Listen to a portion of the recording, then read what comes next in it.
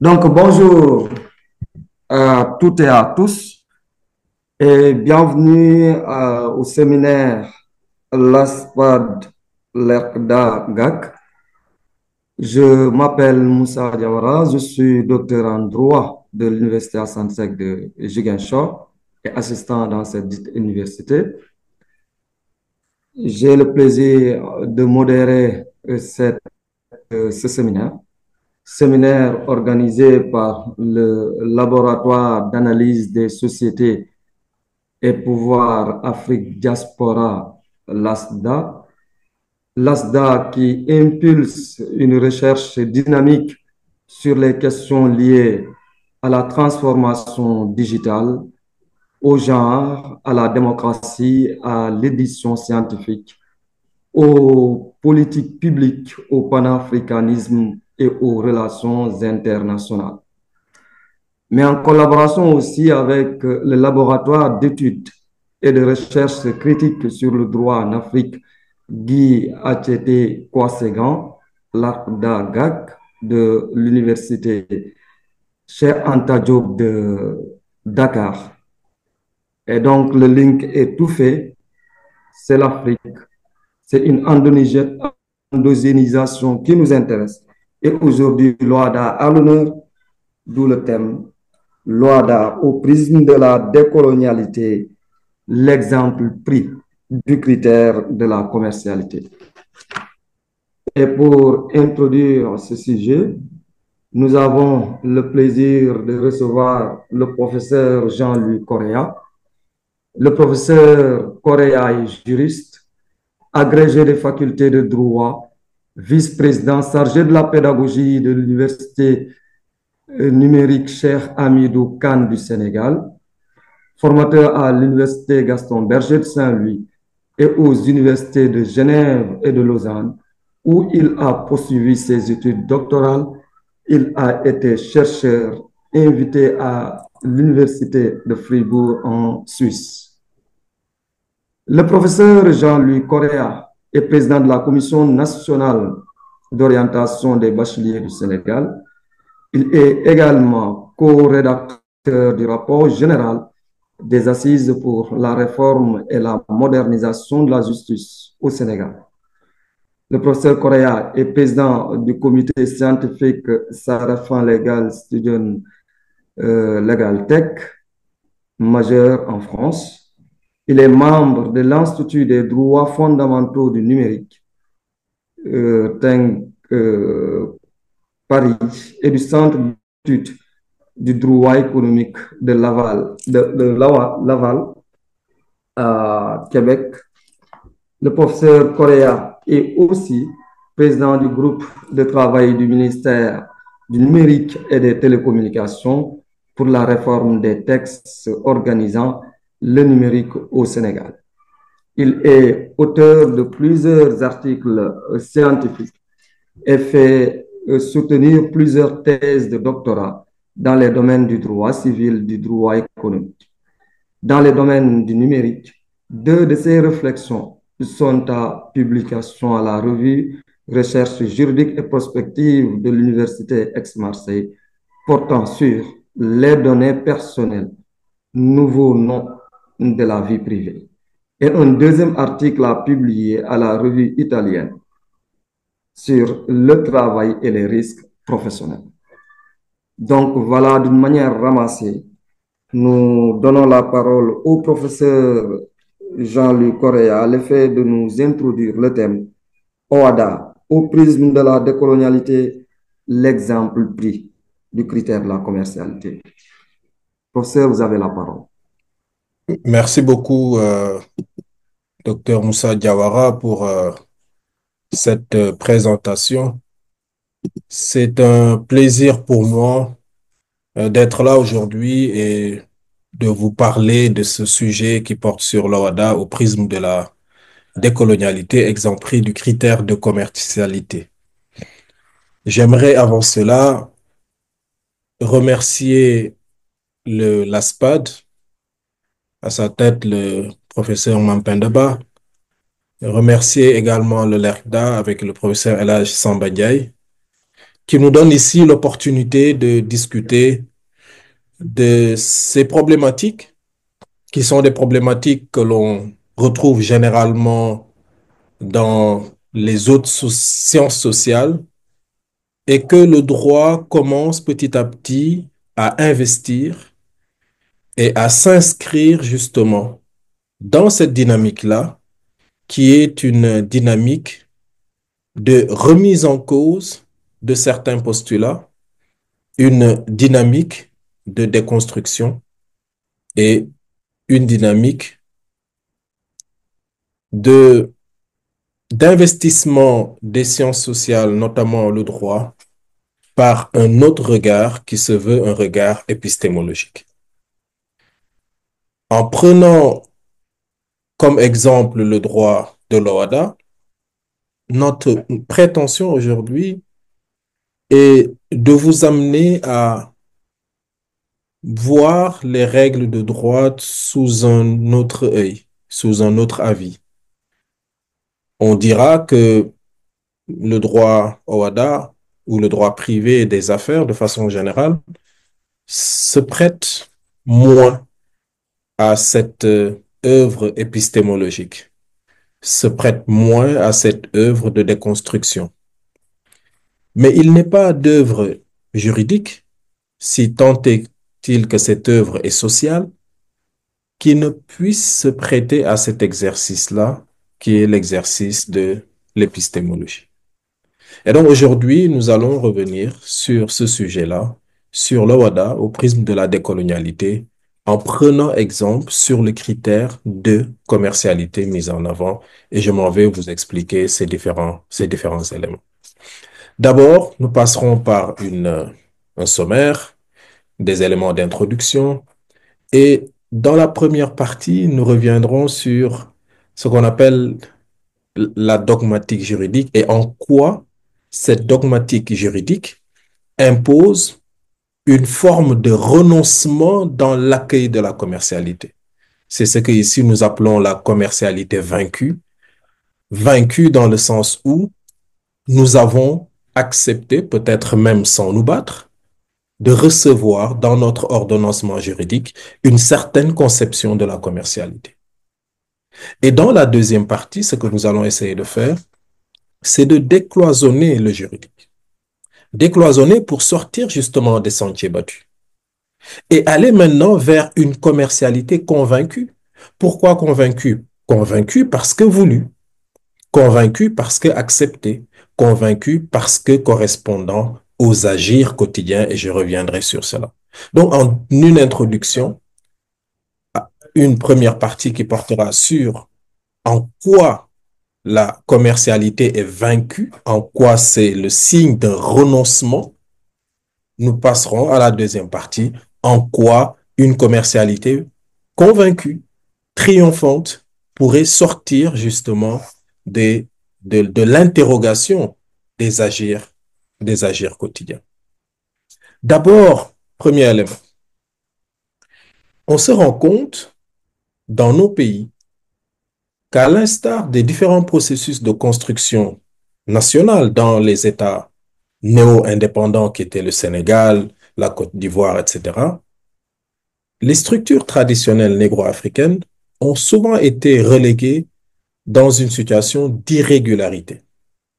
On a toujours considéré que c'était irrégulier, que c'était informel, que ce n'était pas suffisamment prêt pour intégrer une certaine forme de modernité. Et cette relégation-là des structures traditionnelles dans une forme d'irrégularité a été faite au profit d'un archétype, d'un modèle, un modèle qui est prescrit. Et donc, lorsqu'il s'est agi de construire le système juridique, la construction du système juridique s'est généralement faite sans référence au modèle endogène.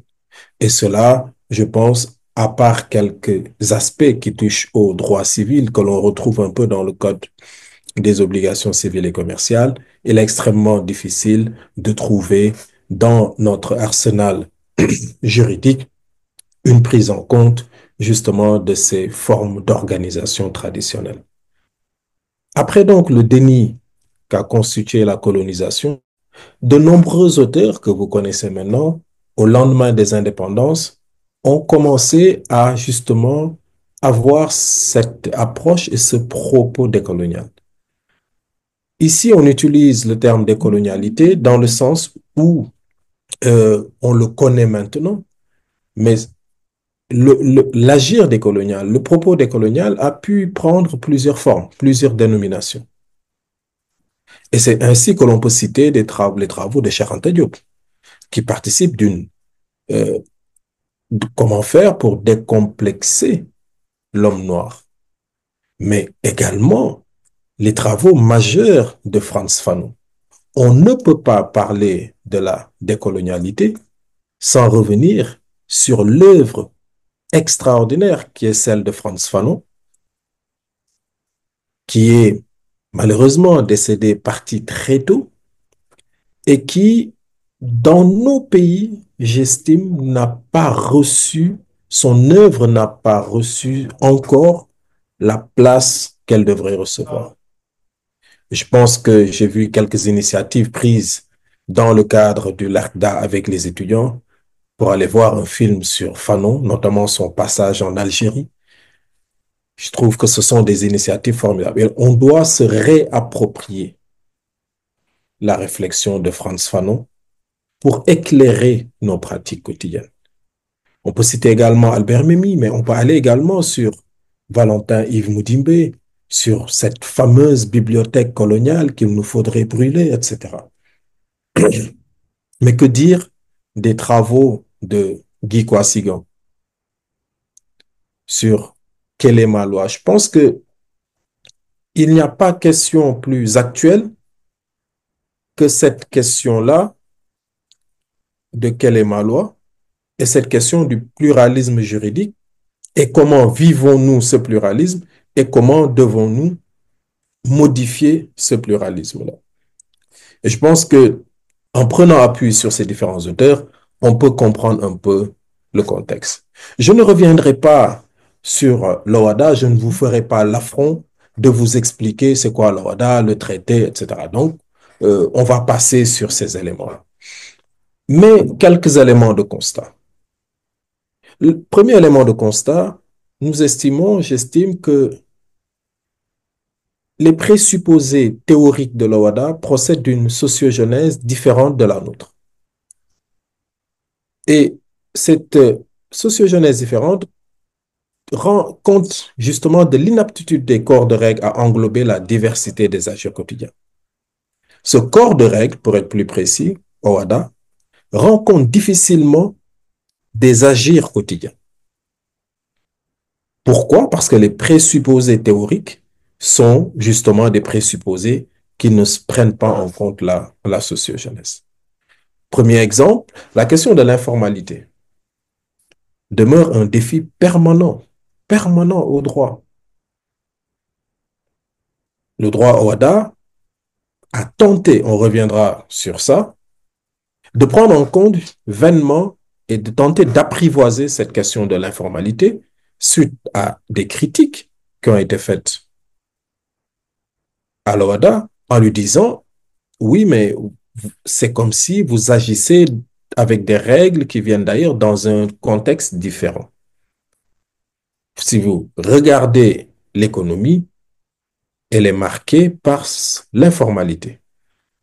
À telle enseigne que l'informalité devient même une forme de nouvelle normalité. Ce qui devient normal, ce n'est plus le formel, ce qui devient normal, c'est l'informel. Une nouvelle normalité. Et donc, le critère et le caractère ou le signe distinctif d'une chose ou d'une notion. C'est ça le critère. C'est ça le critère. Qu'est-ce qu'un critère? Le critère, c'est le caractère. Le critère, c'est le signe distinctif d'une chose, c'est le signe distinctif d'une notion. Le critère, c'est aussi le jugement qui est porté sur un objet. Mais Comme en mathématiques, comme le disent les mathématiciens, le critère, c'est la condition nécessaire et suffisante. Appliqué au droit commercial, on dira la condition nécessaire et suffisante de ce qui est régi par le droit commercial.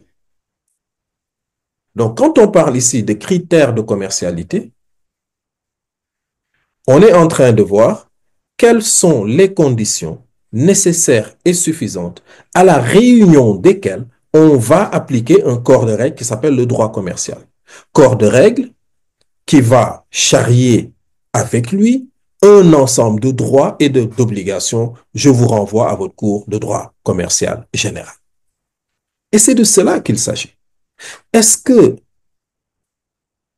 ces signes, ces caractères, ce jugement, ces conditions nécessaires et suffisantes pour déclencher l'application d'un corps de règles qu'on appelle le droit commercial, est-ce que cela, dans notre contexte, correspond à ce que l'on vit quotidiennement, pour mettre les choses très simplement? Pour l'OHADA, déterminer le critère de déclenchement de cette série de règles qui s'appelle droit commercial général ou droit des sociétés selon, ou même d'autres règles. Pour déterminer cette commercialité-là, l'OHADA va s'attacher à deux éléments. Un élément qui tourne autour du sujet. On va dire qu'on est dans la commercialité lorsque le sujet fait certaines choses. On reviendra sur ça. On dit qu'on est dans la commercialité lorsque ce que l'on fait nous fait entrer dans la commercialité. Parce qu'on est une personne qui agit d'une certaine façon, on est dans la commercialité. Parce qu'on est une personne physique ou morale qui prononce certaines formes, on est dans la commercialité. Donc, c'est la commercialité du sujet, la commercialité, ou bien dit autrement, la commercialité par le sujet, la commercialité par l'objet. Ce qui ne manque pas, cette conception-là, d'avoir des conséquences. La conséquence principale, c'est la non prise en compte des pratiques endogènes et le reniement des pratiques commerciales séculaires en Afrique qui ont été retracées. L'autre conséquence, ça expose le droit OHADA à un rejet systématique de la part des acteurs de l'activité économique. Et j'aimerais ici partager avec vous les travaux extraordinaires de François-Xavier Fauvel dans son ouvrage Le Rhinocéros d'or, ouvrage dans lequel François-Xavier Fauvel partage avec nous cette partie de l'histoire de l'Afrique méconnue. Parce que l'histoire de l'Afrique est racontée généralement par des non-africains et c'est l'histoire racontée par les vainqueurs, notamment les Occidentaux. Il y a une partie de l'histoire de l'Afrique préalable à l'arrivée des Occidentaux qui tourne autour du 9e siècle, 10e, 11e siècle, qui est un peu méconnue. Ces sources de l'histoire de l'Afrique sont des sources arabes, parce que les Arabes sont arrivés en Afrique bien avant les Occidentaux, notamment par le désert. Et si vous prenez le peuplement de certains pays devenus maintenant le Maroc, la Mauritanie, etc., vous avez des exemples de comment le peuplement de ces pays a été fait par les Arabes qui ont trouvé sur place les Berbères ou les Mourabitoun, comme on les appelle, et qui ont été rejoints sur place par les Arabes. Donc, pour faire court, ce peuplement-là et cette arrivée précède de plusieurs siècles l'arrivée des Européens, des Portugais, des Français, etc. François-Xavier Fauvel, dans son ouvrage Rhinocéros d'or, nous montre quelle était la commercialité des villes africaines avant l'arrivée. Quelle était la vie qui existait? Avec des exemples de villes comme Ségil-Massa, qui étaient de véritables villes avec une activité commerciale, des pratiques commerciales. Et l'une des sources, pour terminer sur ça, ce sont les écrits des grands caravaniers arabes, mais aussi curieusement que cela peut être, l'autre source, ou bien les autres sources fondamentales de François-Xavier Fauvel, ce sont les sources chinoises. La fameuse route de la soie, excusez-moi. Ce sont les sources chinoises. Et François-Xavier Fauvel s'est basé sur des sources écrites, mais également sur des sources archéologiques, pour montrer justement la vie commerciale et les pratiques commerciales qui existaient en Afrique antécoloniale. Il y a donc une urgence à repenser cette approche civiliste, à défaut d'être combattue du critère de commercialité de l'OHADA. Je m'explique. Je reprends ici à mon compte certains propos de mon collègue et ami, le professeur Abdelaziz Diouf. Le regard qui est porté ici sur le droit commercial, c'est un regard extérieur au droit commercial. C'est un regard extérieur, pourquoi? Parce que ce n'est pas le regard d'un civiliste, d'un commercialiste, mais c'est plutôt le regard d'un civiliste. Pour interroger ce qui se fait et ce qui se pense en droit commercial. Il s'agit donc, en empruntant un terme cher à Moutimbe, de voir comment questionner l'ordre du discours africain. Comment ordonner un autre discours relativement à la question de la commercialité. Ou dit autrement, quelle est ma loi dans l'ordre de la commercialité? Quelle est ma loi dans l'ordre de la commercialité? Est-ce qu'il ne faudrait pas forger un autre discours de la commercialité? Quel ordre de discours pour la commercialité? Le critère de la commercialité, envisagé dans sa conception occidentale, est un faux concept interafricain. C'est un faux concept. Pourquoi? Parce qu'il ne rencontre pas, encore une fois, les multitudes et les diverses formes de commercialité endogènes. C'est un faux concept. Et c'est parce que c'est un faux concept, il illustre un peu cet aspect dogmatique. Nous faisons face à un véritable dogme relativement aux critères de commercialité. Outre donc le pluralisme, le solidarisme que prône le droit coutumier, cela requiert de mettre l'accent non plus sur l'avoir, sur l'être, mais sur l'avoir. De mettre l'accent sur l'être et non sur l'avoir. Mettre l'accent sur l'être et non sur l'avoir. Pour un droit de l'être et non pour un droit de l'avoir, comme l'envisagerait le colonisateur. Et donc, c'est ce décloisonnement et à ce décloisonnement juridique-là que l'on appelle, et nous allons voir, comme nous l'avons promis tout à l'heure, dans la deuxième partie, en quoi ce décloisonnement, quelles seraient les formes de ce décloisonnement. D'abord, la commercialité vaincue, la dogmatique juridique. Je disais tout à l'heure que le critère de la commercialité a une connotation dogmatique en ce qu'il ne correspond pas à la majorité des pratiques endogènes. Et forgé dans le droit et par le droit, je dirais même pour utiliser un terme de Pierre Legendre, institué par le droit. J'ai un collègue qui dit que j'aime beaucoup l'institution. J'ai été marqué par l'approche de Legendre de la question de l'institution. Institué par le droit, la commercialité devient un empire de la vérité, devient une cathédrale de la vérité, une grande mosquée de la vérité. Et la vérité, ce n'est pas l'adéquation entre la pensée et la chose. Ce n'est pas l'adéquation entre la pensée et la chose. Je ne vais pas revenir faire un cours de philosophie sur la question de la vérité. Mais toute vérité doit être passée au crible de l'épistémologie, qui permet d'envisager les questions autrement, qui permet de déconstruire, qui permet également de critiquer.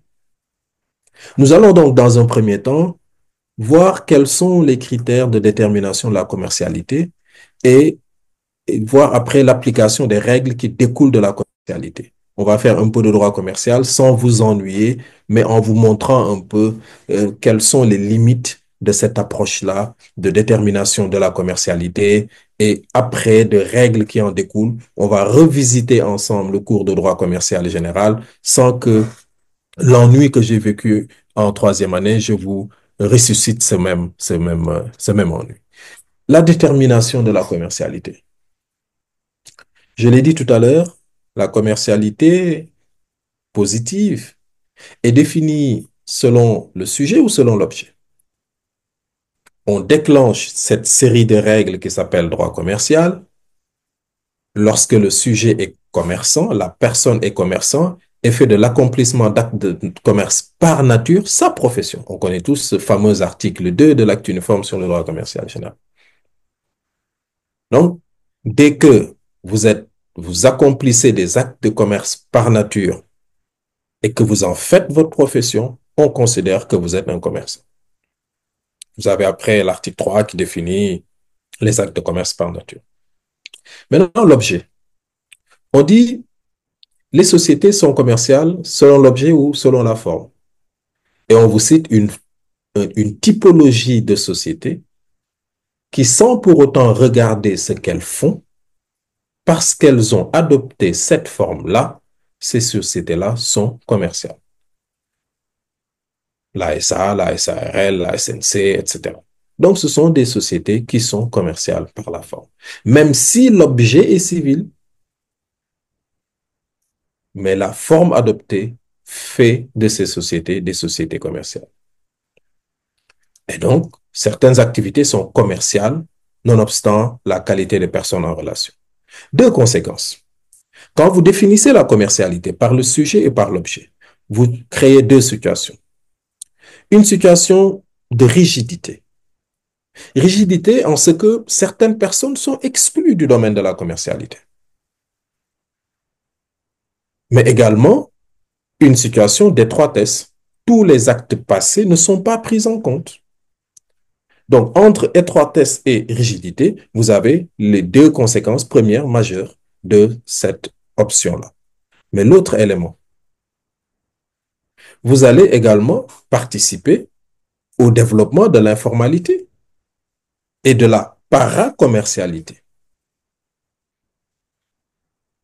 Para, vous savez, veut dire deux choses.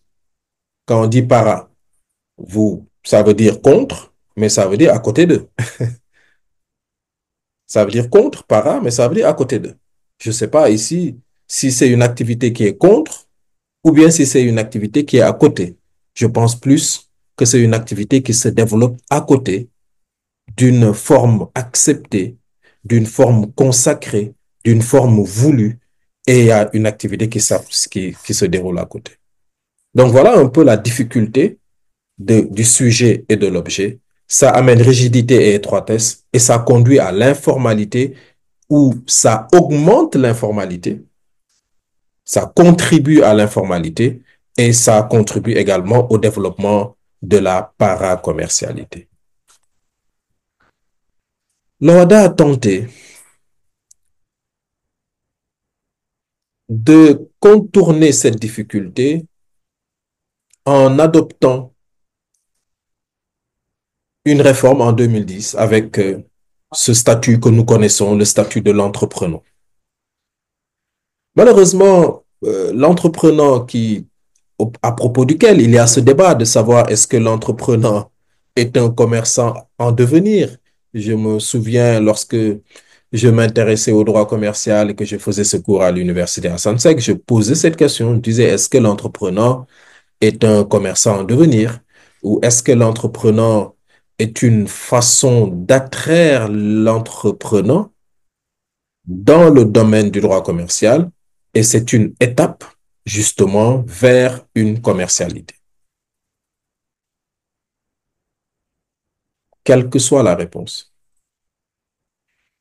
il est de l'ordre de la vérité de dire que le statut de l'entrepreneur n'est pas un franc succès.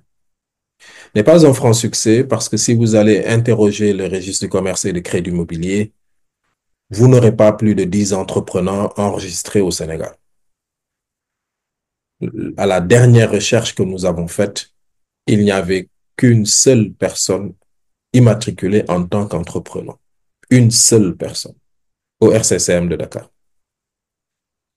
Donc, l'entrepreneur qui a été présenté comme à la fois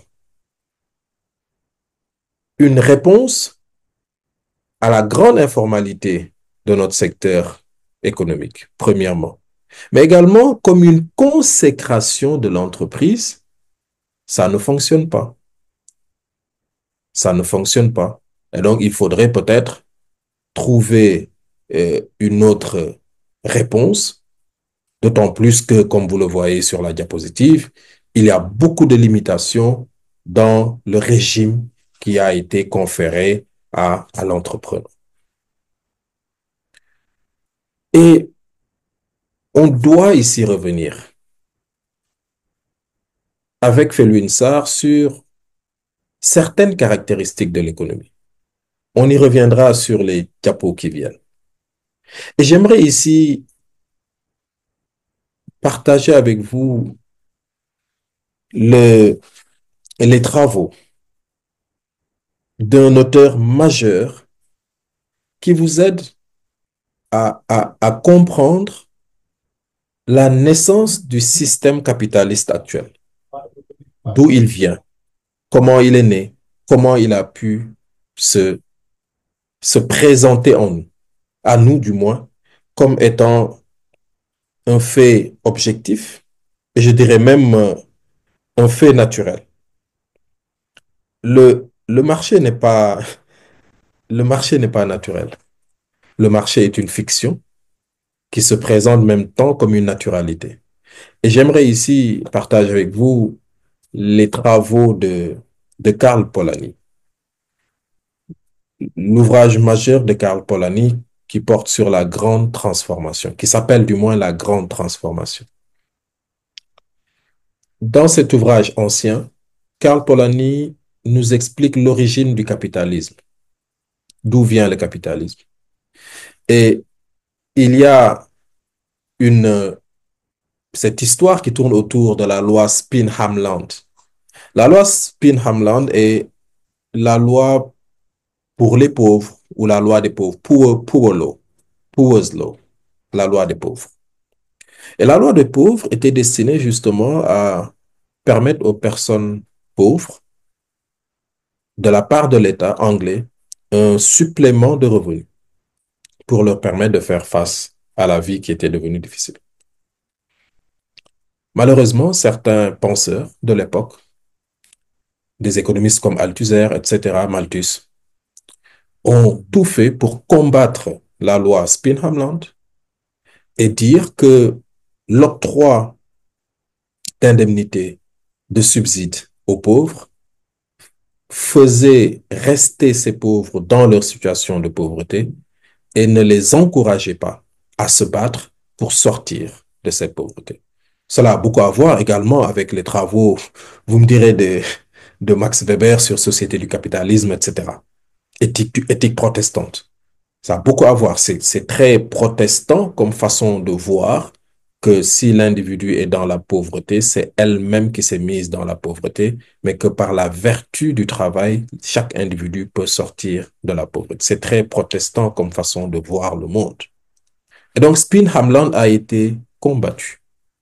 Et à partir de ce combat de Spin-Hamland contre Spin-Hamland, il y a eu un deuxième effet qui est arrivé, c'est que les terres de ces pauvres ont commencé à être confisquées et commencé à être vendues à des hommes riches. Ce sont les débuts de ce capitalisme avec le marché. 3 éléments seront privatisés et 3 éléments considérés comme des éléments qui appartiennent à tout le monde. En droit, on dirait des res communes. C'est la terre, c'est le travail et c'est l'argent. Quand dans un système social, vous privatisez la terre, vous privatisez l'argent et vous donnez une valeur fictionnelle au travail, vous entrez dans une économie de marché. Et vous allez poser le marché à partir de la terre, du travail et de l'argent comme étant un système autorégulateur qui se régule lui-même. Et je pense qu'il est important de revenir aux travaux sur cette loi Spin-Hamlin. Je vais avancer un peu et aller directement, parce que le temps avance, sur la commercialité convaincue. Je reviendrai sur le marché autorégulateur. Je vais passer maintenant, une fois que je vous ai montré objet et sujet, et je pense que c'était le cœur de ma démonstration, c'est de revenir maintenant avec vous sur la commercialité convaincue, comment décloisonner le juridique. Difficile renouvellement du critère de commercialité et proposition de changement. Pourquoi difficile changement? On va expliquer. Difficile renouvellement parce que, comme je disais tout à l'heure, c'est pourquoi j'ai voulu en arriver là rapidement. Les systèmes économiques ont pour but d'assurer la subsistance des individus, organisent la production et la circulation des biens, principalement sur la base des liens sociaux. C'est ça les systèmes économiques dans nos pays, sur la base des liens sociaux. D'ailleurs, en tant que juriste civiliste, je m'intéresse beaucoup à la question des liens et à la nature des liens, à la consistance des liens. Regardez, droit du travail, droit de lien, lien de subordination. Droit de la famille, droit de lien. Lien matrimonial crée la famille par l'union solennelle de l'homme et de la femme dans le mariage. Mais droit des obligations également, droit des liens. Quel est l'état des liens dans nos sociétés? Par l'effet de l'arrivée d'un droit allogène, les liens sont changés, sont distendus. Donc, il faut reconstruire le lien. Et par la commercialité et à travers la commercialité, on peut apprécier ces liens. Et ici, Felwine Sarr nous dit, la production et la circulation des biens se faisaient principalement sur la base des liens sociaux. Il n'y avait pas un critère de spéculation qui était mis en avant dans l'organisation des rapports, parce que justement, si vous lisez les travaux euh, de Felwine Sarr et de Gaël Giraud, je ne sais plus à quelle page, quelque part, les auteurs disent, en Amérique latine, les Indiens indigènes appellent la terre ma mère. Ils disent la terre ma mère. Donc, le rapport avec la terre, qui est à la base du capitalisme actuel, à la base des rapports commerciaux, était un rapport de, comment je peux le dire, de mélange entre l'homme et la terre, comme le dit également Guy Quasigan.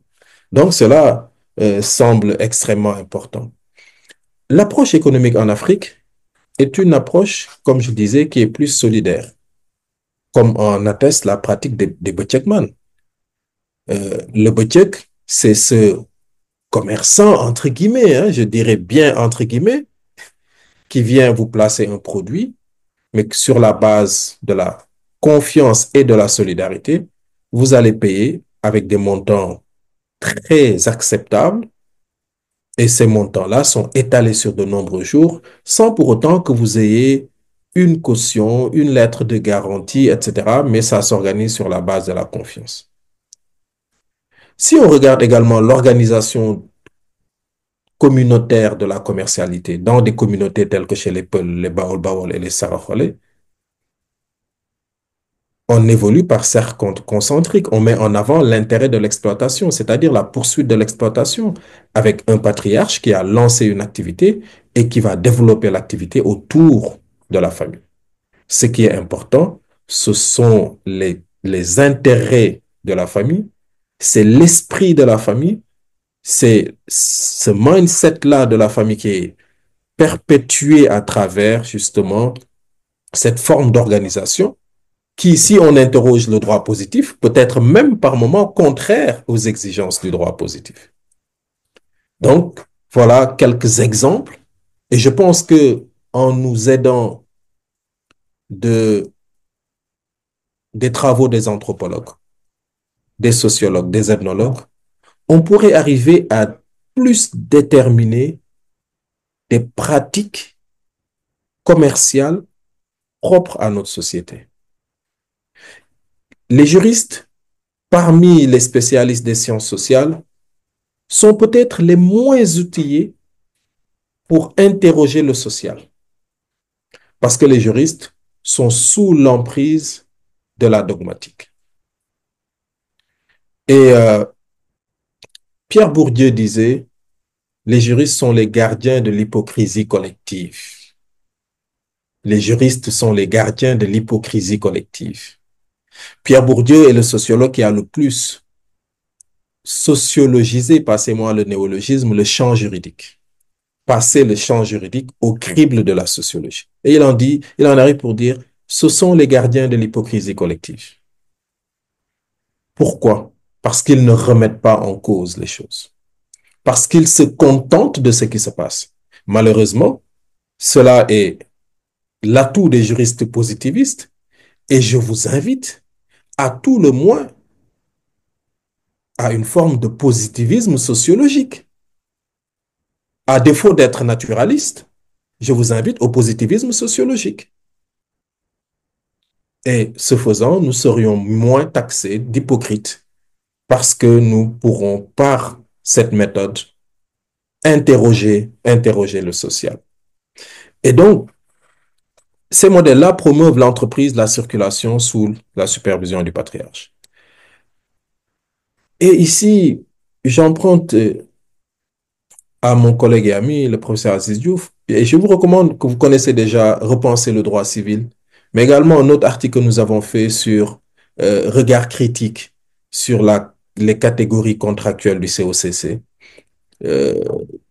plus l'article du professeur Abdelaziz Diouf et d'autres articles de El Hassan Samba qui vont vous plonger dans ce propos civil de déconstruction du social tel que rendu par le droit positif.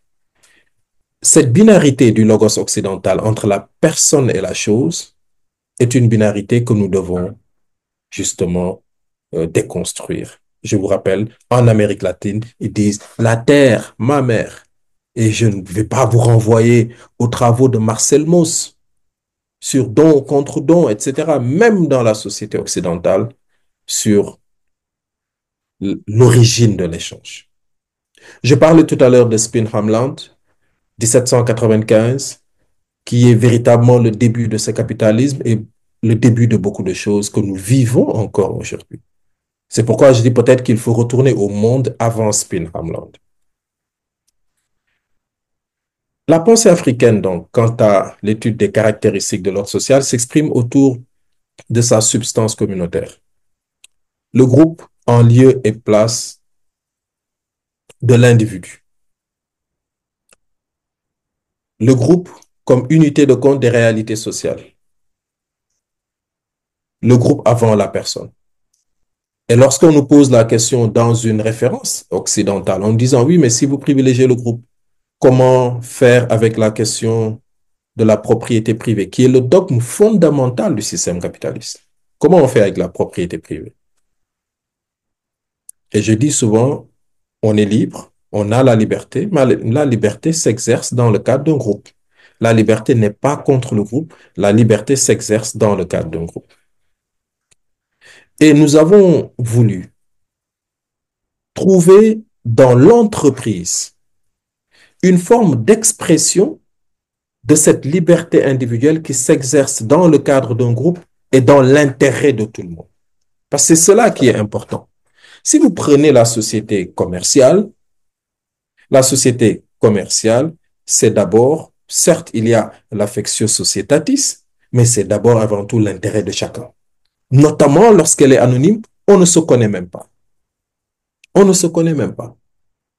On peut pousser le bouchon plus loin en allant vers le trust, qui est une forme plus aboutie d'anonymisation de la propriété et d'impersonnalisation de la propriété. Parce que plus la propriété est impersonnelle, plus vous pouvez déshumaniser la propriété. Or, si vous avez la capacité de mettre un visage sur certains noms, vous aurez la difficulté peut-être à prendre certaines décisions contre le social. Le changement de la commercialité, c'est d'abord peut-être s'incarne dans l'entreprise qui illustre le collectivisme. L'entreprise. L'entreprise n'est pas méconnue du droit. On dit souvent que l'entreprise est une notion économique, ce qui révulse certains spécialistes du droit en disant non. Mais l'entreprise, contrairement à la société, n'a pas reçu de la part du législateur un terme que je n'aime pas parce que les étudiants de première année l'utilisent beaucoup, c'est régime juridique. Voilà, je n'aime pas régime juridique parce que quand un étudiant de première année est bloqué, il dit régime juridique de ceci, régime juridique de cela. Donc, c'est pourquoi je l'utilise très, très rarement. Là, je suis bloqué, je suis obligé de l'utiliser. Donc, l'entreprise n'a pas de régime juridique. Vous allez trouver dans le Code de l'investissement une définition, vous allez trouver dans des textes de l'UEMOA, vous allez trouver une définition, etc. Mais ce n'est pas la définition qui fait le tout. Il y a un régime cohérent de l'entreprise qu'il faut avoir. L'entreprise n'est pas étrangère, donc, au droit WADA. Vous avez des figures du droit WADA qui se rapprochent de l'entreprise. Vous avez, on parlait tout de suite de l'entrepreneur. On peut prendre l'agent des sûretés. On peut prendre même certaines formes individuelles d'exercice de la société, etc. Donc, on peut prendre des exemples dans le droit OHADA, avec même le droit des procédures collectives qui met en avant, oui, une sauvegarde de l'entreprise. C'est pourquoi, contrairement aux voies d'exécution, dans le droit des procédures collectives, la procédure est collective. Elle est collective, alors que dans les voies d'exécution, chacun fait sa course à lui. Alors que dans les procédures collectives, il y a une organisation, une discipline collective qui est imposée à tout le monde, justement parce qu'il y a des intérêts collectifs que l'on veut sauvegarder, notamment l'entreprise. Mais l'entreprise dont on fait la promotion ici, c'est cette entreprise-là qui est imbibé de cette idée collective, et j'utiliserai un terme que l'on utilise beaucoup en droit des contrats, c'est une entreprise solidariste. Il ne faut pas avoir peur de convoquer la coopération, la solidarité.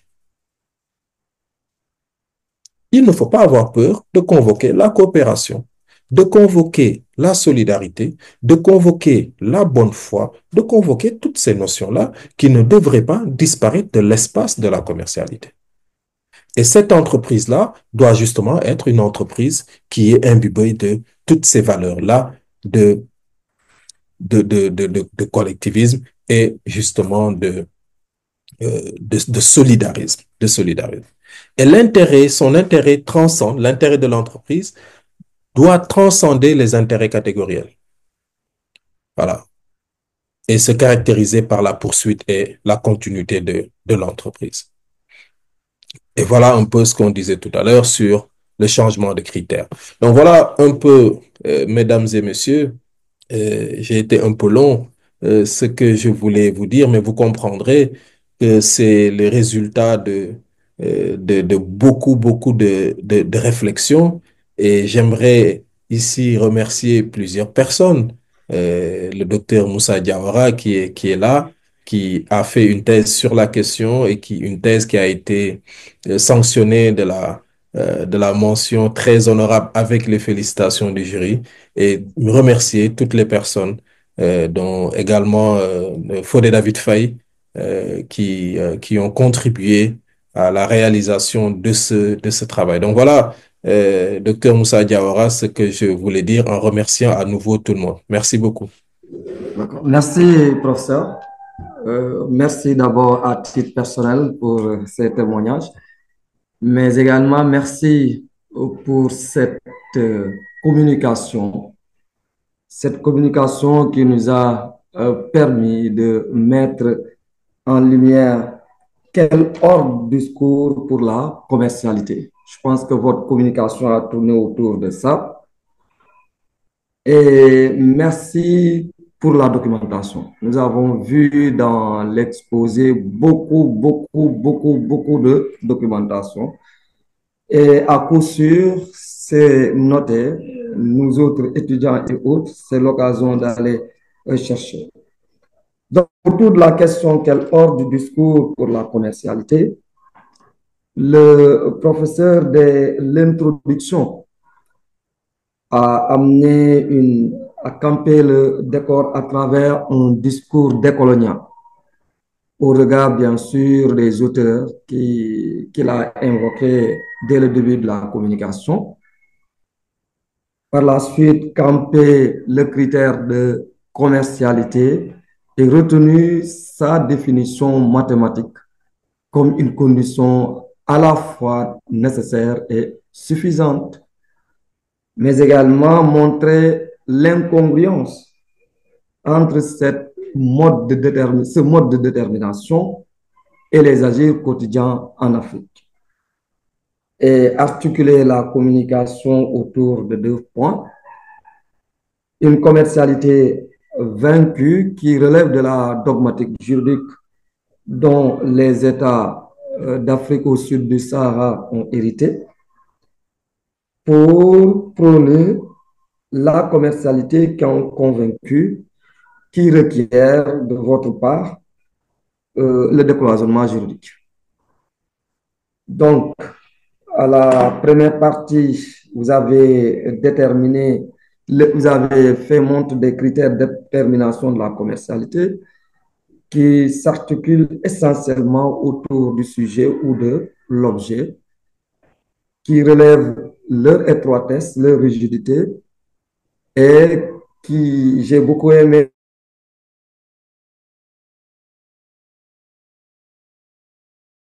cette partie dans l'espace autorisé, une régulation de l'informel.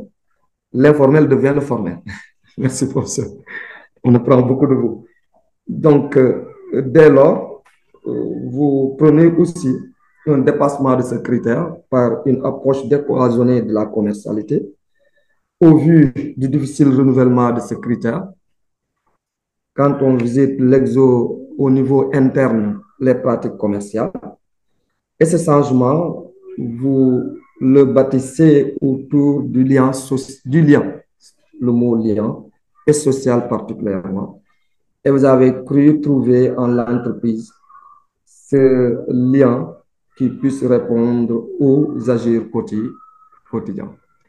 Donc voilà, d'une manière ramassée, même si c'est très difficile de parler après le professeur, et pour une communication aussi claire.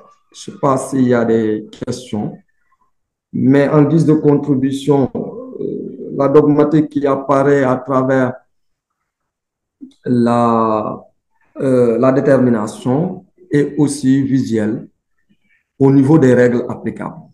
En ce sens qu'on aura certaines règles qui seront en rapport avec l'objet et certaines règles qui seront en rapport avec le sujet, comme vous l'avez dit. Et l'incongruence aussi apparaît, notamment dans le rapport entre, j'allais dire, la CCJA et les cours de cassation nationale. Dans la circulation aussi des décisions, c'est des questions qui reviennent souvent. Et même si l'OHADA promeut l'investissement, il faut dire que ce n'est pas de la sécurité juridique qui apparaît à travers ces quelques atermoiements et de la réception des règles et décisions dans l'ordre interne. Je ne sais pas, professeur, si vous voulez rebondir sur ça. Sinon, avoir recensé quelques questions qu'on pourrait vous soumettre. Mais en attendant de prendre les questions, si vous pouvez rebondir. Sinon, on va aux questions. Il y a M. Falilou Diop qui... Donc, voilà. Est-ce que vous pensez que le droit OHADA est un droit néocolonial, professeur?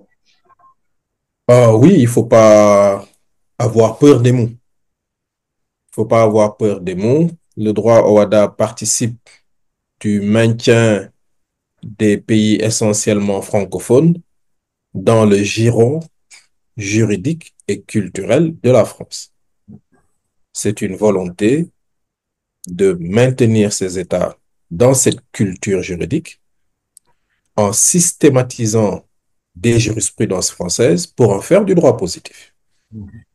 Et à chaque fois que vous consultez un acte uniforme, il est la systématisation de l'état de la législation et de la jurisprudence française.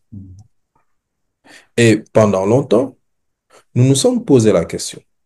Si ce que le législateur Ouattara recherchait était uniquement l'efficacité de la solution, pourquoi ne pas se prêter au droit commun, au droit comparé? Parce que en se prêtant à l'exercice du droit comparé, le législateur aurait pu trouver des réponses à des situations qu'il souhaite régler en dehors du droit français. En dehors du droit français. On peut, sur certaines questions, aller interroger le droit suisse. On peut interroger le droit allemand. On peut interroger des droits de tradition romano-germanique. De tradition common law, excusez-moi. Donc, là, le droit Ouattara, sans conteste, est un droit néocolonial et il faut que les Africains puissent s'affranchir de cette forme de colonialité douce et aller trouver dans leur tradition et dans d'autres systèmes juridiques.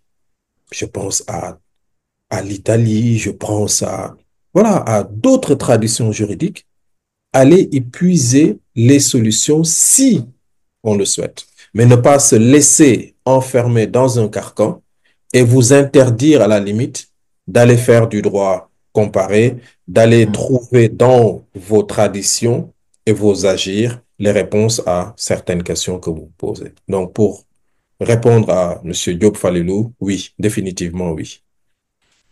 Donc, sa deuxième question, c'est de savoir s'il ne faudrait pas décoloniser le système OADA en lui-même. Oui, ce serait une action politique. Ce serait une action politique. L'OADA est né dans un contexte. Hein, je n'ai pas besoin ici de rappeler le contexte de naissance de cette organisation, mais dans cette période-là de l'Afrique, il y avait quand même une certaine forme de gouvernance qui n'est plus à l'œuvre maintenant. Donc, je pense qu'il faut, du point de vue du cadre macro des échanges, revoir le droit qui a la prétention d'organiser ces échanges-là et encore une fois, s'inspirer du local et agir au niveau global. C'est ce que certains sociologues appellent le glocal, le global et le local. Voilà. Et comment faire pour justement favoriser le glocal, le global et le local. Mais dans une démarche qui ne soit pas cette camisole de force dans laquelle on est, en nous proposant un droit qui est tout fait. Et c'est ce que j'appelle le prêt-à-penser. Il y a le prêt-à-porter, mais il y a également le prêt-à-penser.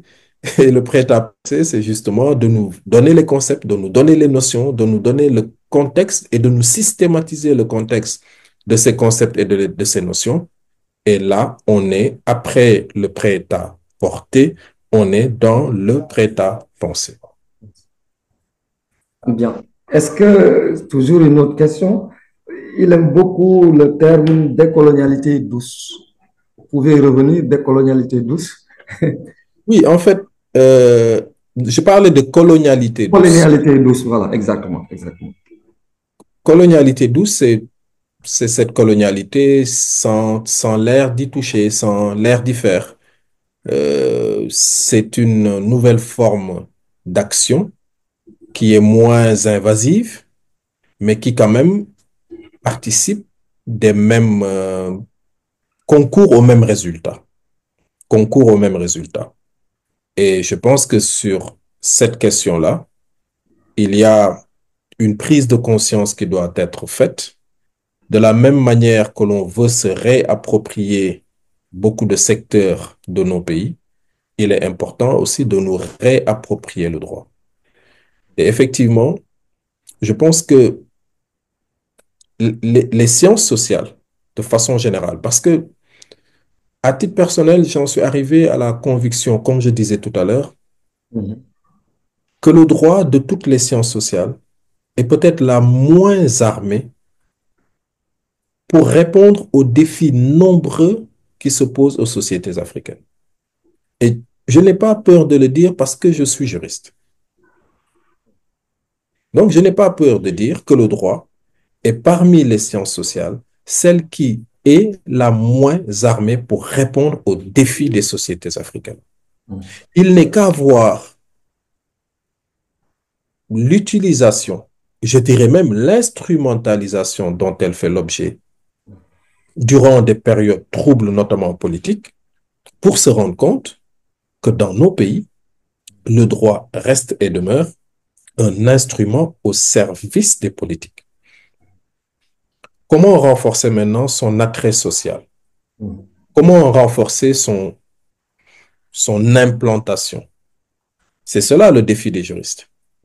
Mais si nous continuons en tant que juristes à être dans les choses convenues, à être dans le positivisme, à prendre comme Bible et Coran tout ce qui nous vient du droit français, je pense qu'on va très, très difficilement pouvoir produire, générer un droit qui nous ressemble. Et je pense que pour ce faire, on doit favoriser, comme le font l'ASPAD, l'ERCDA, etc., on doit favoriser la transdisciplinarité, la pluridisciplinarité, et je préfère la transdisciplinarité.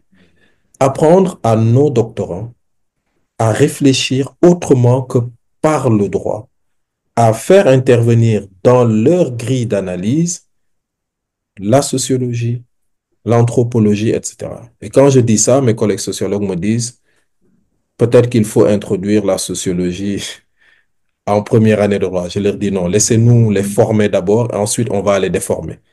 Mais on va les former. Une fois qu'ils sont bien formés avec les méthodes de positivisme, etc., on prendra le temps plus tard de les déformer avec la sociologie et avec l'anthropologie, etc. Merci. Merci, professeur. On va remettre la parole à M. Dieng Saliou, qui a levé la main avant de prendre une autre question. Merci beaucoup à tout le monde. Bonjour, chers profs et chers vice-recteurs. Tout d'abord, je me nomme Salih Bien. Je suis doctorat à l'INCHK, notamment au pôle LSHE. En plus aussi, je suis assistant de recherche au LASPAD. Et ça fait plaisir de vous croiser, chers profs, en tant que vice-recteur de l'INCHK. En tout cas, je vous remercie pour votre brillante intervention.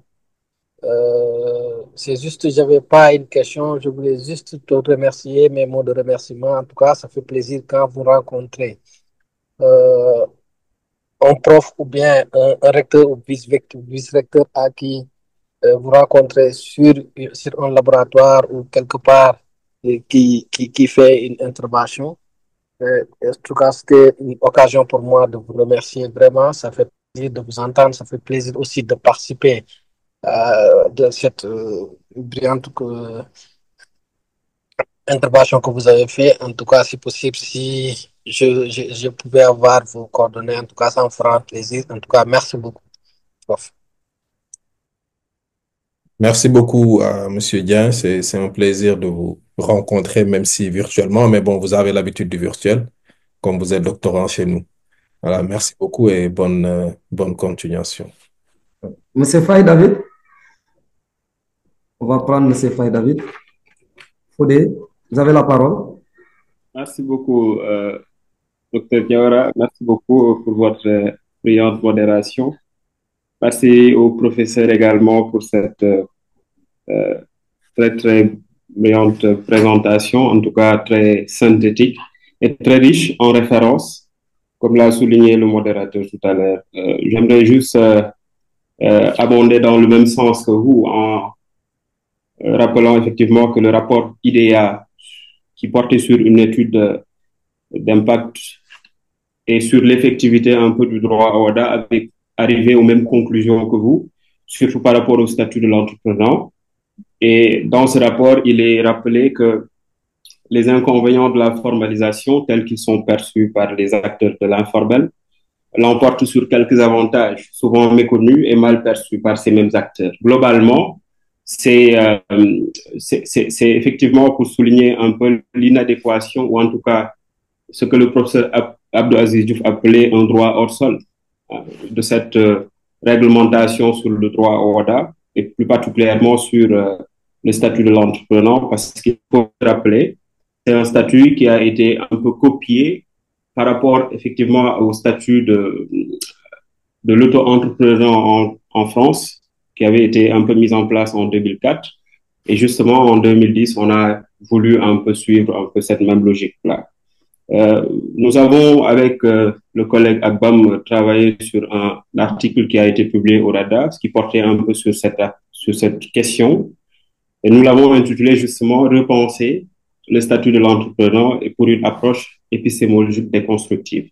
Et dans cette publication, nous avons un peu souligné l'importance, à travers ces méthodes un peu pluridisciplinaires, d'aller à la recherche de ces pratiques-là. Et je crois que cette communication donne un peu le prétexte de revenir un peu sur cela, parce que vous avez parlé des Becheckman, et qui est une pratique qui est très importante et qui a une certaine, un caractère un peu kaléidoscopique dans la mesure où cela représente plusieurs choses à la fois, pas seulement les aspects un peu commerciaux, plutôt, mais plusieurs aspects sur lesquels vous êtes revenu, notamment sur la question de la solidarité, sur la question de la confiance.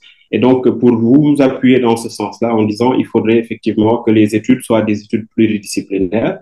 Et d'ailleurs, Hans Kelsen le disait, parce qu'il disait que sur la question effectivement de la mise en place des normes, les sources non juridiques des règles sont beaucoup plus importantes et doivent être au cœur de l'élaboration des règles de droit. Donc, c'est un peu ce que je voulais ajouter. Je n'avais pas de questions et vous remercier encore une fois pour cette brillante présentation. Merci, docteur Diawara. Merci, M. Faye. Professeur? Oui, remercier David Faye pour son intervention et les éléments d'information justement que cette intervention contient. Voilà, merci beaucoup pour tout cela. On va prendre deux. Quelle articulation entre l'OHADA et les autres organisations sous-régionales ou régionales? Ce n'est pas peut-être par rapport au thème, mais est-ce que vous pouvez nous donner quelques éléments? C'est une question sur la plateforme. Quelle devrait être l'articulation entre l'OHADA et les autres organisations sous-régionales, régionales au niveau africain? D'abord, relever que l'OHADA pose en elle-même des problèmes d'articulation, d'abord avec le droit interne.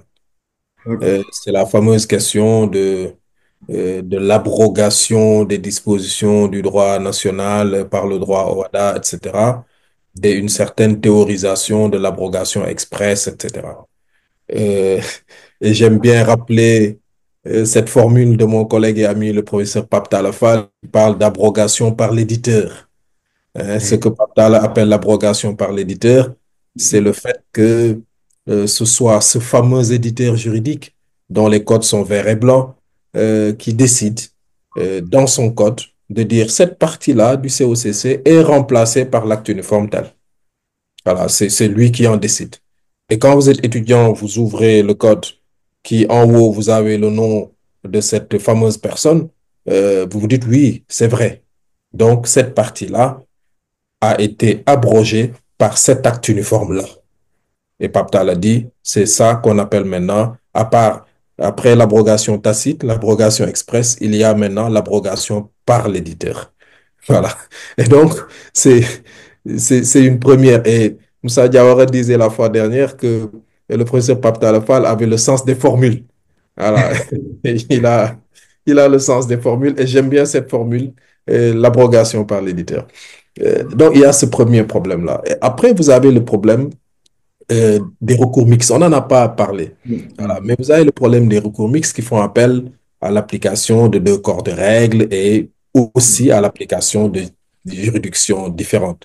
Vous connaissez le fameux arrêt Pape Makhtar Sarr, hein, qui a donné contre Elton, qui a donné la possibilité à tous ceux qui étaient amoureux de ces joutes procédurales, hein, de pouvoir avoir du grain à moudre, hein, parce que finalement, l'épilogue de cette question-là, c'était pour la Cour commune de justice et d'arbitrage de dire que l'arrêt rendu par la Cour suprême du Sénégal, se donnant compétence et appliquant le droit du travail à Pape Makhtar Sarr contre Elton, était nul et de nul effet. Ce que certains ont trouvé totalement déplacé, comment une Cour, fût-elle communautaire, pouvait considérer qu'une décision rendue par une juridiction nationale était nulle et de nul effet.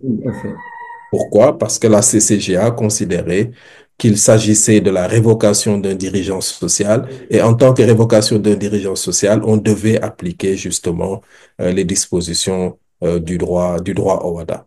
Et vous avez après les rapports entre l'OHADA et l'UMOA. Hein, vous avez notamment en matière de droit des procédures collectives, hein, avec l'application de la fameuse règle des erreurs, hein, que ceux qui sont un peu adeptes de ce droit-là connaissent. Hein, c'est une règle qu'on a beaucoup de mal à expliquer aux étudiants durant les cours, mais il y a cette difficile articulation parce que en Afrique, nous avons l'art de, de, de juxtaposer les organisations.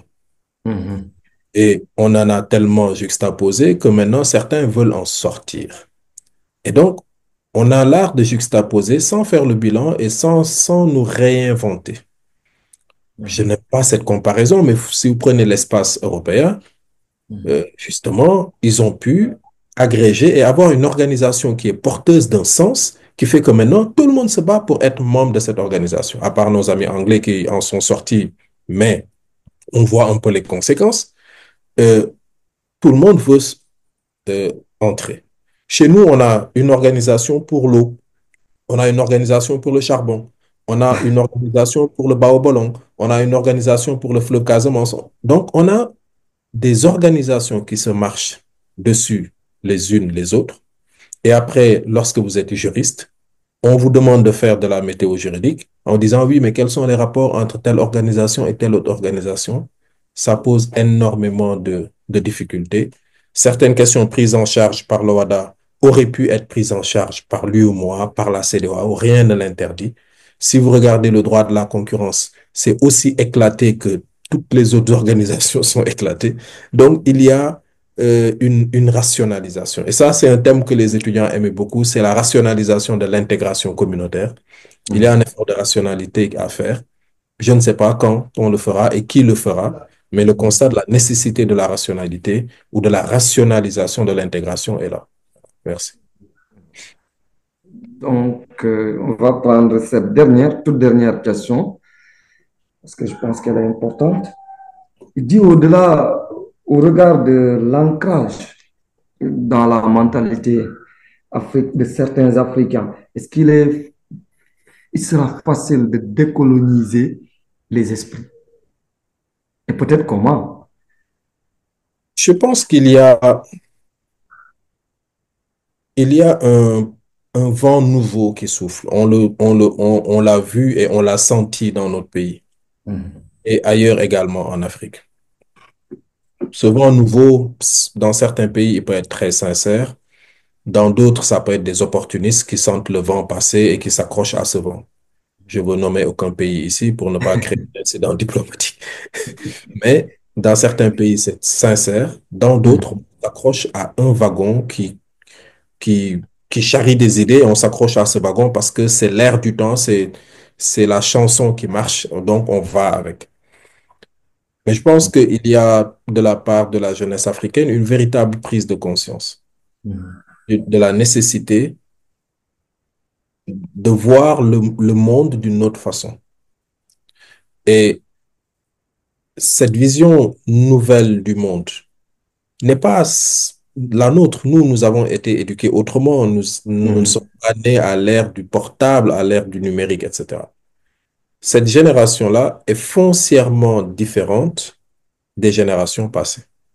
Donc, elle voit les choses autrement, elle aspire à autre chose. Donc, je pense que de ce point de vue, on peut avoir des motifs d'espoir, une espérance, que, en tout cas, des formes de décolonialité vont se faire jour, des formes d'endogénéisation vont se faire jour, des formes de priorisation vont se faire jour. Et je pense que du point de vue politique, il y a des amorces. Maintenant, ce qu'il faut, c'est du point de vue juridique, économique, organiser toute cette nouvelle façon de voir cette métamorphose globale de la société. C'est pas au niveau des organisateurs s'il faut poursuivre parce que j'ai des mains encore. Pour ça, je peux peut-être prendre. Oui, bonjour, monsieur Diamna. Ouais. On a 10 minutes. Ah, 10 minutes. Ouais. Alors, 10 minutes, rapidement, je vais donner la parole au docteur Lamine Badji pour 2 minutes. Et la parole aussi par la suite à Madame Mariama Savané pour 2 minutes. Allez-y, monsieur docteur Badji, vous avez la parole. Merci beaucoup, docteur Diawara, notre cher doyen. Je voudrais surtout remercier le professeur Correa. J'ai malheureusement manqué au début de votre présentation, mais j'ai heureusement pu écouter la fin et surtout le résumé du docteur Diawara. Et dire que c'est un réel plaisir de vous écouter à nouveau, au-delà du fait que vous soyez notre maître à penser, comme on dit. C'est aussi toujours un plaisir de vous écouter et d'apprendre de vous. Et j'ai une question. Vous parliez, je pense en répondant à la première question, au fait qu'on ne soit pas obligé de toujours nous inspirer de la France, qu'on peut aller tirer dans les solutions, dans la construction du droit OHADA sur ce qui se passe en droit suisse, en droit common law. Effectivement, à ce propos, quel est votre point de vue par rapport à la pertinence de s'intéresser aux traditions romano-germaniques common law dans la construction d'un droit? En tout cas, moi, c'est quelque chose qui me préoccupe. Quel est votre point de vue par rapport à la pertinence des traditions dans la construction de nos droits nationaux? Merci beaucoup. Voilà, merci docteur. Je vais enchaîner, professeur, vous consignez la question, s'il vous plaît. Je vais enseigner avec Madame Savané. Madame, vous avez la parole. D'accord, pour aller vite, c'est juste pour rebondir sur le fait de l'articulation, le problème d'articulation du droit OHADA avec les autres normes internes, parce que c'est tout à fait des questions qui nous prennent beaucoup de temps lors de nos exposés au sein des TD. Ici, d'abord, je me présente, je suis étudiante en droit à l'UFR, aussi à l'université Gaston Berger, en droit privé. Alors, ce qui me préoccupe le plus, c'est d'abord quelle perspective est-ce que l'OHADA a proposé pour subvenir, par exemple, à ces conflits de normes internes. Voilà, merci. Merci, Madame Dabo. Merci au docteur Lamine. Des mains qui se lèvent. Madame Oumignan, 1 minute. Et les deux, ça fait 5 minutes et 5 minutes au professeur. Madame Niang, vous avez la parole. Merci au professeur Jean-Luc Correa pour la brillante présentation. Merci à Dr Moussa Diawara et félicitations pour votre soutenance de thèse. Monsieur Correa, comme vous l'avez bien expliqué, le droit OHADA est souvent présenté comme un cadre juridique moderne et uniforme pour les affaires en Afrique. Mais il repose sur des concepts juridiques largement inspirés des traditions européennes, notamment françaises, n'est-ce pas?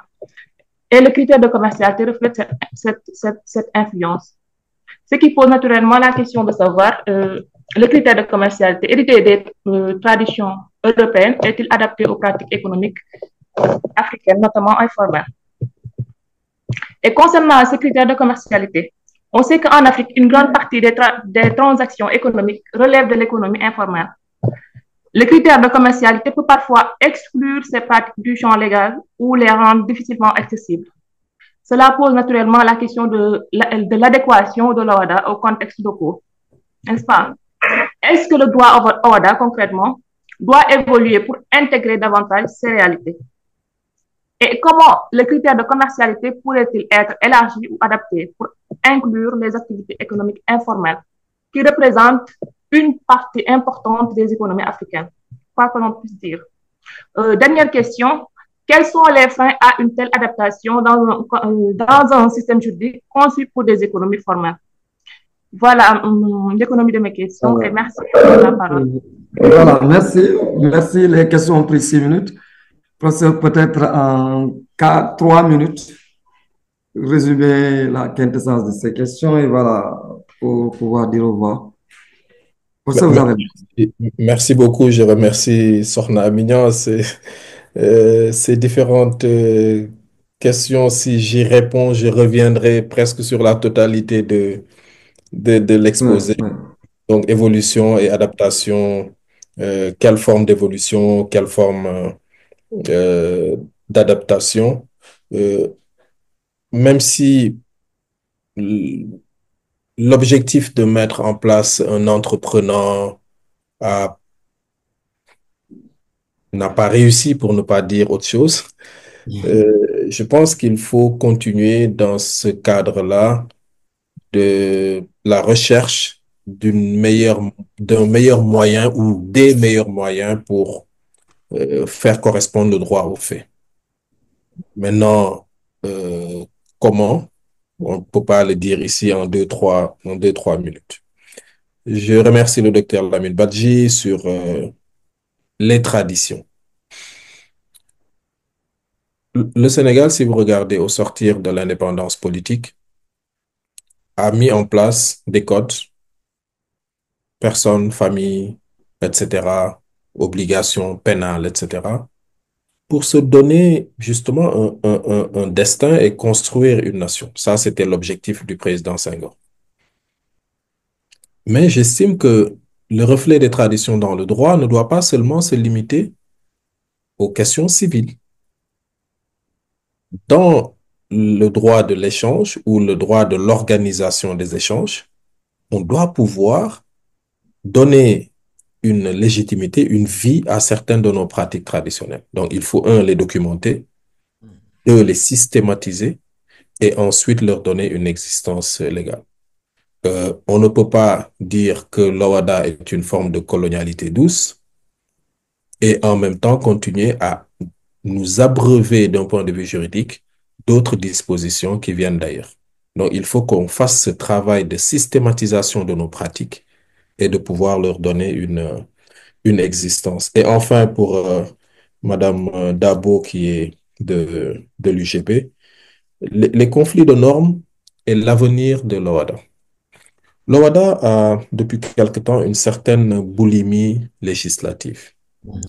Cette boulimie législative, c'est de commencer à vouloir embrasser des aspects qui relèvent du droit commun. Il y a des projets d'actes uniformes sur le droit des contrats. Donc, il faut pour moi faire très attention à cette forme de boulimie législative qui va encore, Madame Dabo, renforcer la question de du conflit de normes parce que justement, on ne saura pas qu'est-ce qui est abrogé, qu'est-ce qui n'est pas abrogé, etc. Donc, malheureusement, je n'ai pas le temps d'aller dans le fond. J'aimerais juste vous remercier toutes et tous d'être venus très nombreux à ce séminaire. Remercier encore le LASPAD et le LERDA et toutes les personnes qui, depuis hier, Monsieur Thiam et les équipes du LASPAD, Monsieur Gomez et toutes les équipes qui nous ont aidés à ce que cette rencontre se tienne dans ces conditions. J'aimerais remercier aussi mon collègue, le professeur Falilou Diop, pour sa présence parmi nous. J'ai pas eu le plaisir de le revoir depuis notre dernier colloque sur le droit de la famille. Merci beaucoup. Voilà, merci au professeur Jean-Louis Correa.